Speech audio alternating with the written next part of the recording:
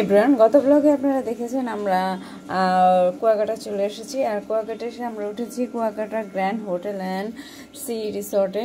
এটা কিন্তু এটা 5 স্টার মানের হোটেল এবং এটার দেখতে যেমন সুন্দর, এটা অনেক একটা বিশেষ মানে হোটেলের বাইরে একটা অনেক বড় প্রশস্ত জায়গা নিয়ে করা। এখান থেকে কিন্তু ঢোকার পরও এতখানি জায়গার পরও ওদের হোটেল আগে অন্যান্য বিভিন্ন হোটেলগুলো কিন্তু একদম রিসেপশনটার সাথে এখানে কিন্তু বিশাল জায়গা, যেখানে আপনি বাইরে না ঘুরে এখানেও ঘুরতে পারেন। এমন একটা প্লেস আছে যে কোনো সময় আড্ডা বা বন্ধুদের নিয়ে গেলে যে কোনো কিছু গেমস খেলার জন্য আরও অনেক জায়গা আছে এখানে।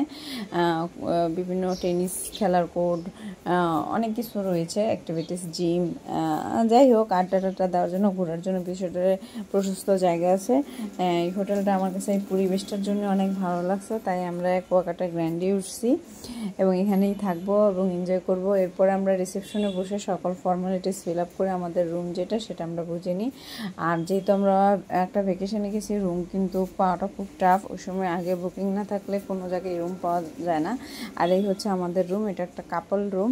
এটা আসলে সিচুয়েশন অনুযায়ী তার রেট এসে করে। এটা রেগুলার প্রাইস হচ্ছে 16,000 টাকা।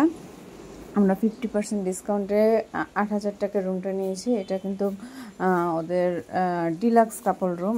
সুপ্রিম ডিলাক্সের রেটটা আরেকটু বেশি। আর আমরা যখন গিয়েছিলাম আসলে সব কিছু মোটামুটি বুকিং ছিল। আর এই হচ্ছে এখানে সক্স আছে, জায়নামাজ আছে, এটা একটা আলমারা। আর এখানে ওয়াশরুমটা যথেষ্ট নিট অ্যান্ড ক্লিন। এখানে কিন্তু আপনার অ্যাক্সেসরিজ যা যা জেল, তারপরে ব্রাশ সব কিছুই অ্যাভেলেবেল ছিল এবং ওয়াশরুমটা অনেক সুন্দর, ওয়েল ডেকোরেটেড এবং নিট অ্যান্ড ক্লিন ছিল।